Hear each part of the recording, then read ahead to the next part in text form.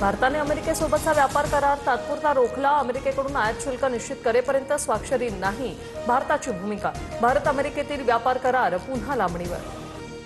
शिवालिकनंतर आज नंदादेवी जहाज भारतात दाखल. 46,500 मेट्रिक टन एलपीजी घेऊन नंदादेवी भारतात वाडिनारमध्ये एसटीएस ऑपरेशनला आता सुरुवात.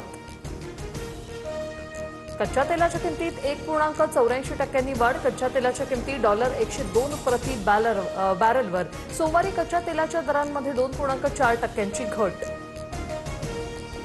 एलपीजी नंतर आता तेलाच्या किमतीही कडाडल्या. खाद्यतेल 15 रुपयांनी महागलं. मार्केट यार्डात 15 किलोच्या डब्यामागे 30 ते 40 रुपयांची वाढ. युद्धाच्या नावाखाली तेलाच्या किमती वाढवल्या. भाजप आमदार नरेंद्र मेहता यांच्या अडचणीत वाढ. 120 कोटींच्या महसूल थकबाकी प्रकरणी नरेंद्र मेहतांच्या चौकशीचं पत्र समोर. व्हायरल पत्रात मेहतांचा भूमाफिया असा उल्लेख. नरेंद्र मेहतांचा दोष अद्याप सिद्ध नाही. तक्रार आल्यास चौकशी करणं माझं कर्तव्य. पत्राच्या वादावरून महसूल मंत्री चंद्रशेखर बावनकुळे यांचं विरोधकांना उत्तर. मुख्यमंत्री देवेंद्र फडणवीस उद्या दिल्ली दौऱ्यावर. केंद्रीय संचलन समितीच्या बैठकीला उपस्थित राहणार. 5 राज्यातील तिकीट वाटपासाठी भाजपची उद्या महत्वाची बैठक. शिवरायांबाबतच्या वादग्रस्त विधानावर चौफेर टीकेनंतर आव्हाडांची जाहीर माफी. तर आव्हाडांना कठोर किंमत मोजावी लागेल. शंभूराज देसाई यांचा इशारा. गटनेत्यांच्या बैठकीत निलंबनाचा ठराव मांडणार असल्याची माहिती.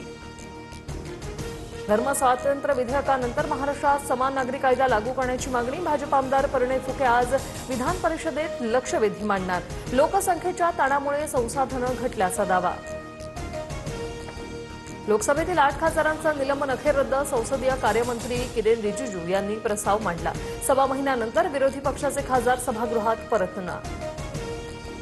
ब्लॅक बॉक्स सुरक्षित असताना जळाल्याचं का सांगितलं? अहमदाबाद अपघाताची माहिती अमेरिकन एजन्सीला का नाही दिली? विमान अपघाताच्या चौकशीवरून रोहित पवार यांचा सवाल. गॅस तुटवड्यामुळे अनेक हॉटेल्स बंद. एलपीजीसाठी रांगा लागल्या. देशात ऑपरेशन सक्सेसफुल पण पेशंट डेड अशी स्थिती. संजय राऊतांचा केंद्रावर निशाणा.